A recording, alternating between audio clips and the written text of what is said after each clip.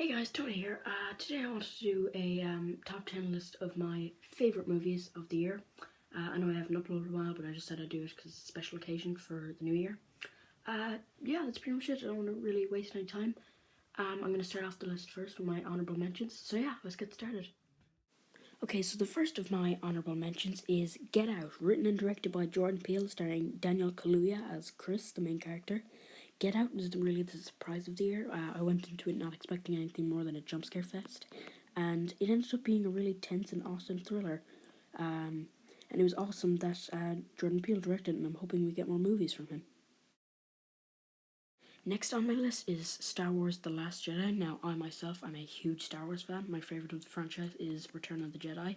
However, the reason this didn't make my top 10 list is because this movie made a lot of decisions I didn't agree with, and I also feel like with all the comedy and humour, they're Disneyifying the Star Wars franchise, and that's something I just can't live by and stand with.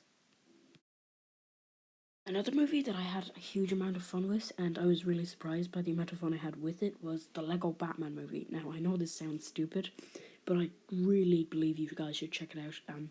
Any comic fan, or even any Batman fan especially, will love this film. It's a spoof on all the Batman tropes, characters, and everything. It has a lot of comedy about the Joker and Batman's relationship, and I feel like anyone who's a comic fan should check it out. It's a brilliantly funny film. Check it out, guys. Now, the real surprise of this year for me, even more so than Get Out, was by far Take Me.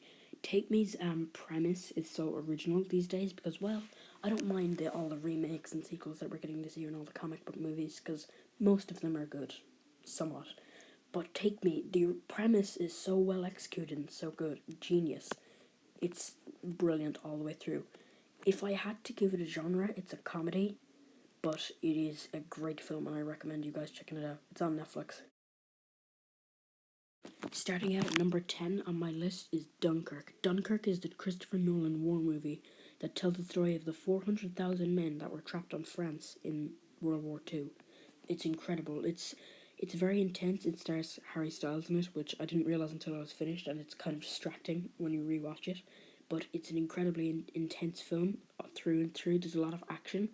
People have complained about the lack of character in it and the lack of, attachment to the characters, but it is a movie more so about the event than any of the characters, and I urge you guys to check it out because it is an incredible war film. It's up there with the greats like Saving Private Ryan or American Sniper or any of those more recent ones, or Hacksaw Ridge, my personal favourite. Next, as number 9 on my list, is Spider-Man Homecoming. With the plethora of Marvel movies and comic book movies in general that we're getting today, Spider-Man Homecoming was almost a breath of fresh air. It really was. The movie is just fun through and through. It's really funny. It's action-packed as well, so that doesn't take away from any of the action. You're invested from the beginning because you know Peter Parker, you know this character because he's such a famous character in comic books and in pop culture. And I really urge all of you guys to check it out. Michael Keaton as the Vulture was incredible. He's one of the best Marvel villains ever, if not the best. And Tom Holland is the best Spider-Man in my opinion to date. Next on my list is a film I doubt many of you have heard about. It's Dismissed, starring Dylan Sprouse and his return to acting.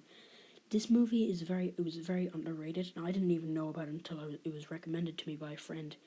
It stars Dylan Sprouse as the main lead, and it's about he's not truly the main character at his high school. He's a student in high school who is mad to get a grade. He will do anything to get a grade, and he ends up manipulating his teacher in all these sadistic ways to get a grade. Really intense movie, especially towards the end. I recommend you guys checking it out, especially if you like Dylan Sprouse. Next on my list is the first cinematic debut of Wonder Woman, starring Gal Gadot and Chris Pine. Gal Gadot did an incredible job for someone who's really only been in the Fast and the Furious movies and a couple of others. Chris Pine was incredible as Steve Trevor. The action was brilliant, and you really get invested in her story during World War One, which it's a good tale. There's lots of great action, great cinematography, which I don't talk about a lot, but it was really impressive in some of the battle scenes. And overall, there's a nice twist at the end with who Ares is. Minor spoilers, but yeah, I really recommend you guys checking it out, especially if you like comic books. It's a great fun movie, but it's also intense at times. Number 6 on my list is Lady Bird, starring Saoirse Ronan. Now, Lady Bird tells the story of Christine Ladybird McPherson. It's a coming of age story, or that's what it masks itself as. It's really more so about the bond and the relationship between Christine and her mother, because Christine, or Ladybird, she calls herself, is she believes that her mother really hates her, and her mother in the end doesn't hate her, but she's a very strict mother, and it's more about their relationships and her growing up in high school, changing her life with friends, losing her friends, getting new ones, getting back her friends. It's a great movie. I would really recommend checking it out. It's one of the best of 2017. Really emotional. Starting off the number 5 spot is War for the Planet of the Apes. This is the conclusion to the Planet of the Apes trilogy, and since 2011, since Rise of the Planet of the Apes, till Dawn, to now War for the Planet of the Apes, I've spent so much time caring about Caesar and his friends and his family, and this is the end of the conflict between the apes and the humans. There is a war in it. Some people say there isn't, but there kind of is. Every human is at war, every ape is at war. It's more about a war between all apes, all humans. Everyone is fighting with each other, and I would really recommend checking it out because it's just a great character piece on Caesar himself. Coming up next on my list is It.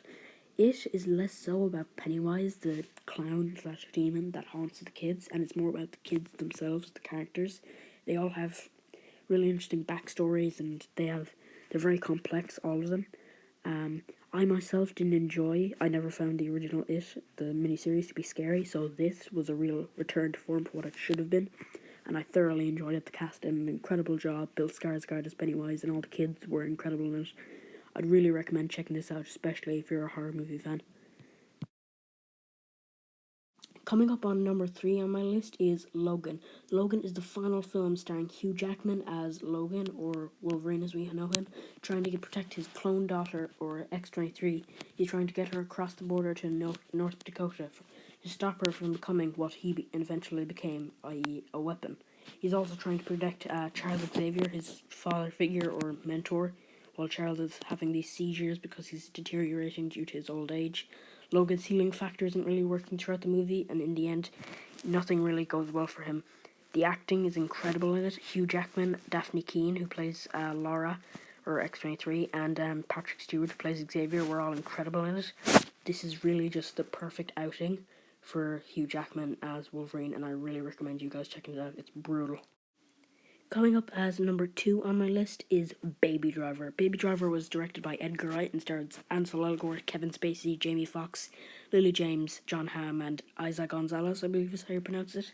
It is incredible. It basically stars a getaway driver named Baby who always listens to music. It's an incredibly stylish film. The acting is incredible. From Ansel Elgort and Lily James, they really have a brilliant romance, and they have good chemistry, which is, people forget how important that is, especially when a romance is central to the plot. Jamie Foxx was incredible, so was John Hamm and Ansel Gonzalez. And while there's been a lot of controversy surrounding Kevin Spacey, he was good in the movie. Finally, number 1 on my list is Blade Runner 2049, the sequel to the classic Blade Runner in 1982. Ryan Gosling stars as Officer K, who is searching for the possible child of Rick Deckard, who is the main character from the original Blade Runner. This movie was incredible. The mystery around the whole movie, the visuals, the acting, even Jared Leto, who I don't normally like in movies, was incredible in this. The action, while there was very few of it, was incredible when it did happen, and it happened sparingly, so when it did happen, it was very intense, and I thoroughly enjoyed this movie, and I recommend you all check it out, guys. It's incredible. If you didn't like the pacing in the original Blade Runner, you might not like this one, but I personally loved it, and this urges me to check out the original Blade Runner, which I actually haven't seen. So yeah, guys, those were my favourite movies of 2017. I know you might not agree with all of them. That's the beauty of opinions and variety. That's why we're all different. But I hope we can all respect each other's opinions, don't fight. Comment down below what you thought of my list, or your favourite movies of the year and what you're anticipating next year. Thank you guys for listening. Peace out.